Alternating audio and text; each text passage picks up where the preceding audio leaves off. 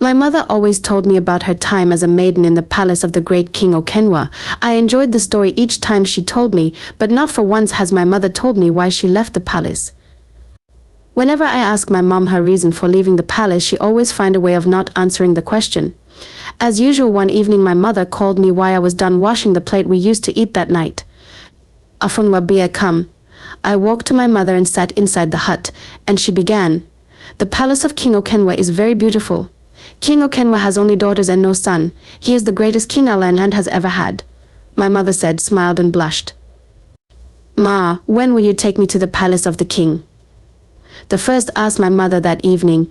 Don't worry, my son, when you are of age, you will surely meet the king. My mother will always say. Since as a boy I have always dreamt of visiting the palace of the king.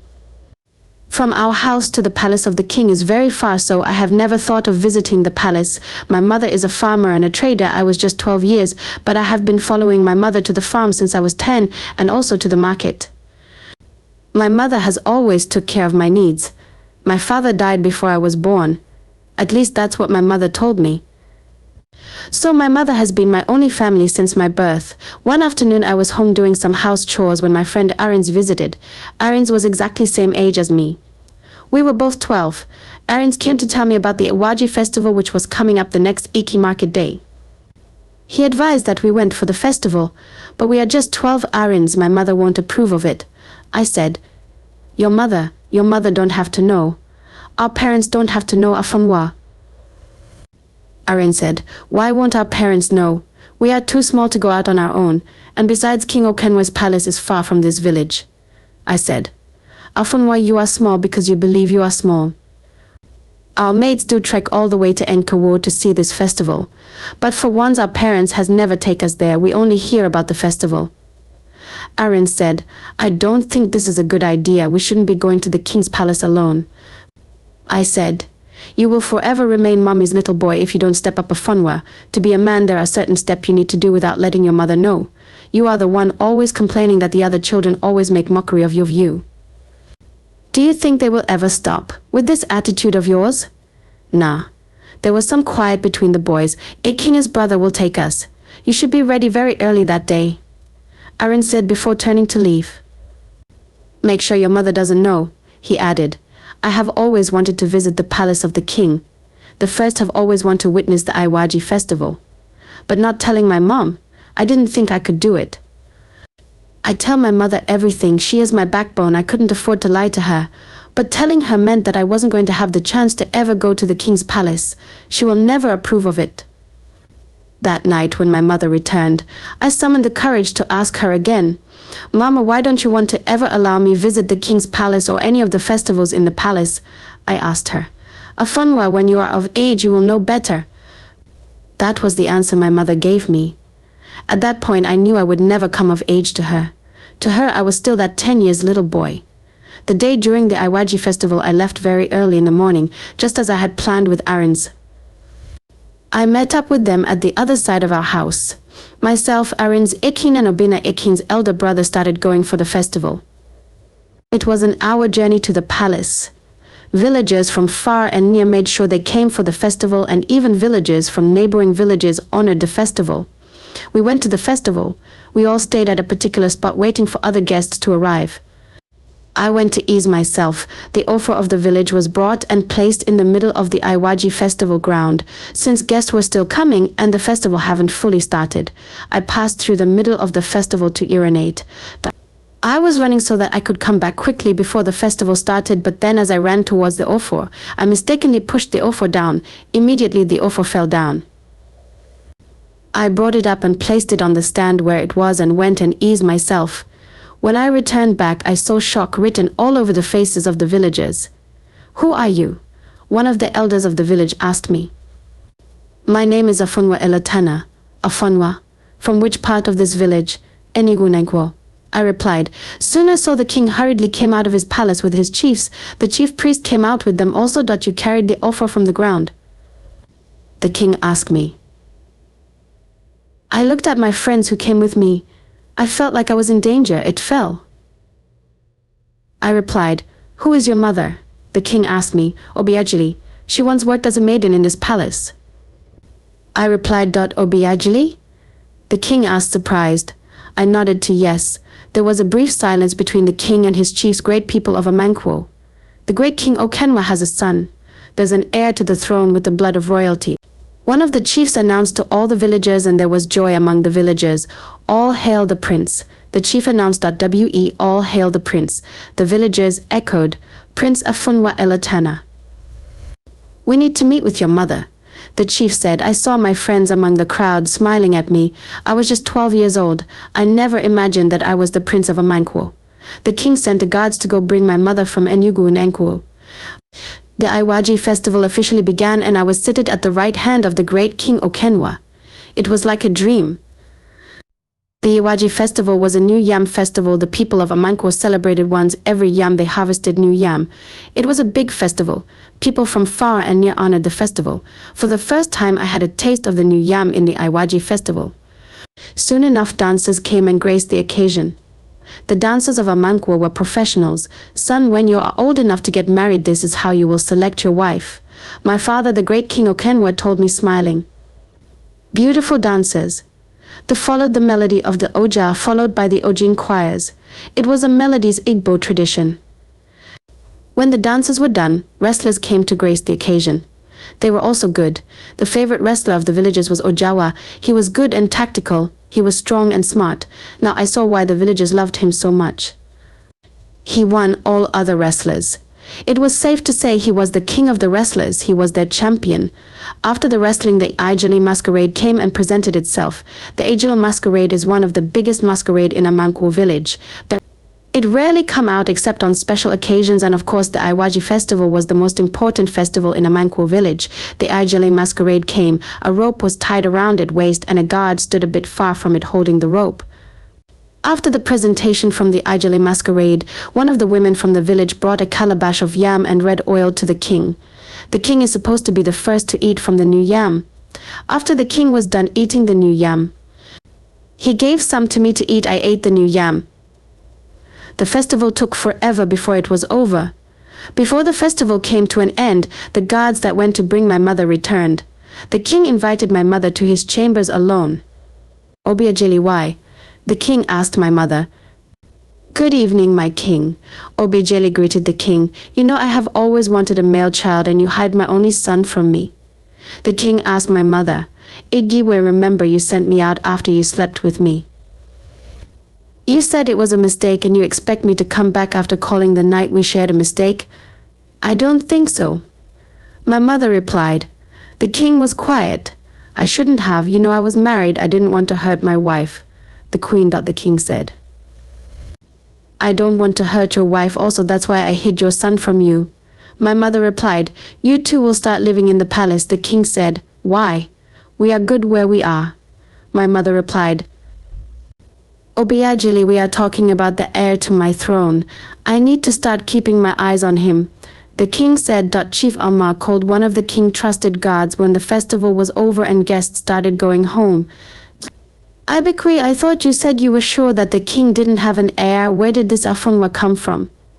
Chief Amma asked the guard. They were alone at the side of the palace. I'm as surprised as you are, chief. The guard responded. There was a quiet between them. You know what to do, right?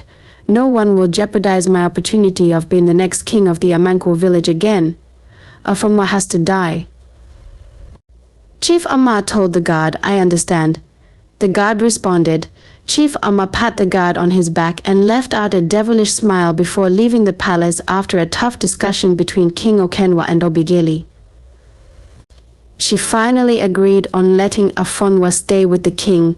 It was only right. The king has his eyes on him because enemies of the throne will do everything in their power now to make sure Afunwa doesn't become king. Obiageli agreed on this term with the condition that she would also stay in the palace with her son. She will have her chamber in the palace. The king had no choice but to agree. They are talking about his only son. You want to allow that woman live in this palace with me? That daughter of a nobody, an ordinary maiden of this palace now live with me as royalty. I can't accept this. Queen Alama said immediately. The king told her about her agreement with Obiageli. "Oh Lama, we are talking about the mother of my son. I can't allow her to stay alone. You shouldn't have slept with her in the first place. Why would you even stoop so low to sleep with your maid? Now look where this has gotten us to." Queen Olama said, "My decision has been made.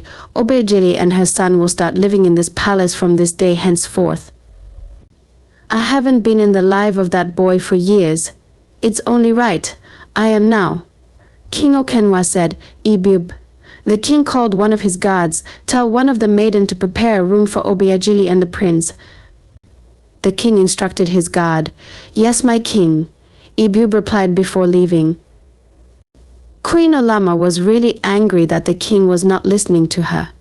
Queen Olama has 3 daughters and no son. She is the wife to the king and queen to the kingdom of Amankwo. When the maiden was done preparing a room for Obejili and Afunwa, they were showed to their room. "So Afunwa, you disobeyed me and came to this festival after all." My mother said immediately. "We were left alone in the room the maiden of the palace prepared for us. Mama, I'm sorry, I really wanted to witness this year Iwaji festival. But now I know why you never allowed me to come to Amankwo." I told my mother, "The village is finding out that you are the prince. It will bring more enemies than friends to you. People will want to hurt you. You will have to be very careful from now henceforth." My mother told me. "Okay, Mama," I said. "This is not matter of okay, Mama. You will have to be very careful." My mother said, "I have heard you, Mama." I said, "We heard a knock on the door. It was one of the maidens of the palace." "The king is inviting you for dinner, my lady and my prince," the maiden said. "We will be out with you shortly." My mother replied, "Lama, you should be happy. Look at the way we are being treated with respect. No one has ever respected us like this." I said, "Afunwa, the days are evil." My mother said before we finally got ready to go for dinner. When we were going for dinner, we met the queen. With the way she looked at my mother and I knew she wasn't happy that I came. She wasn't happy that my father, the great King Okenwa, found me. She stared at us for some seconds before continuing her walk to the dinner.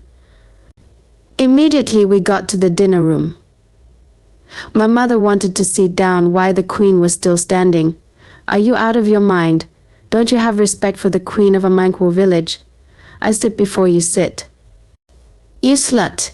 You gave the king a son doesn't mean that you are royalty. You are still the maiden from the palace, same maiden I have known 13 years ago. Nothing will change that," Queen Olama said with so much hatred. "Quiet," King Okenwa said, and the dining room was quiet. Afunwa had dinner that night with his mother and his new royal family. The king was very happy to know he has a son. When dinner was over, the king asked to be left alone with his son.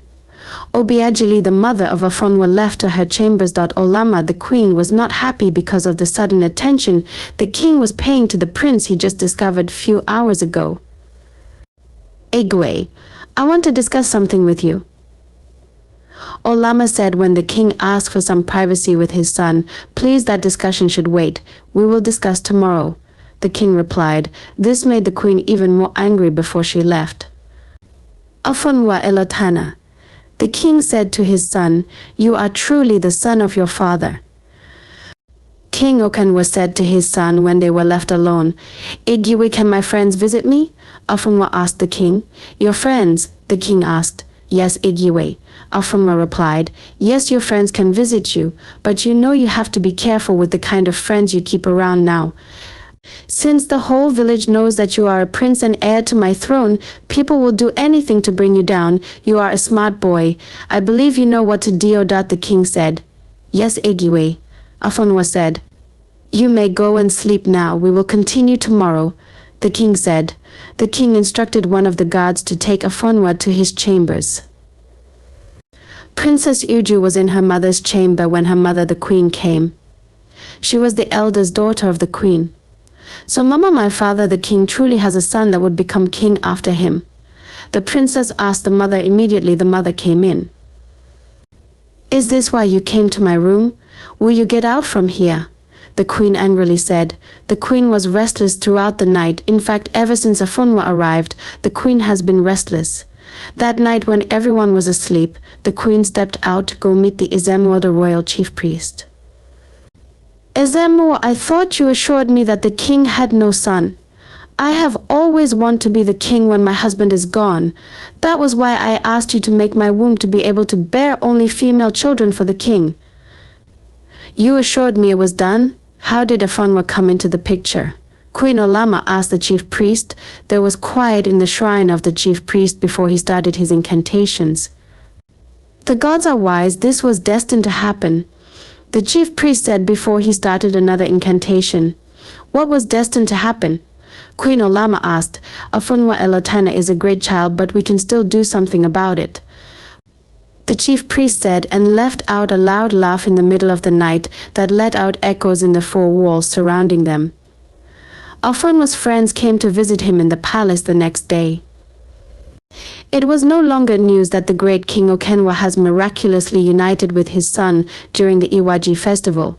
Some of the villagers who didn't attend the festival were anxious to come to the palace and meet the prince. Arinze Akin was just at the entrance of the palace when a guard was showing Prince Afonwa around the palace.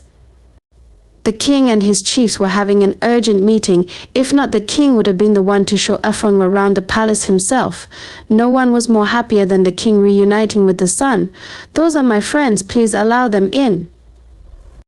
Afonwa said immediately. He cited his friends, my prince, but the king gave orders not to allow anyone come in or out of the palace aside his chiefs.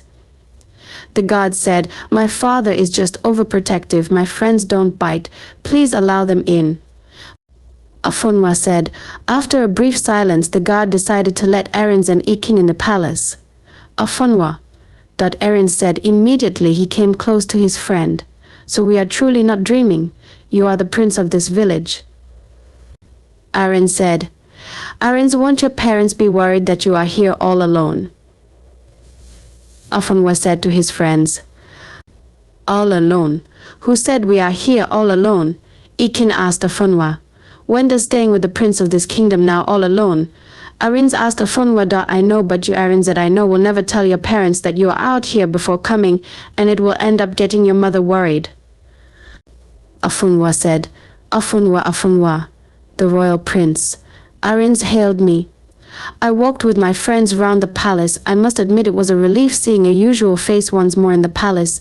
Everything seemed different here. Afonwa said. I can only imagine. Arinze said. I got to play with my friends. I was still with my friends when one of the Princess Akuni, which was the second child of Queen Olama, came. She was closely same age as us. She was about 12 years also. Princess, good morning. I greeted the princess and my friends greeted her also.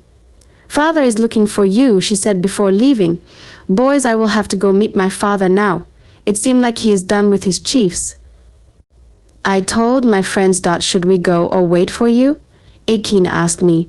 My house is your house. Come on, let me go introduce you to my father.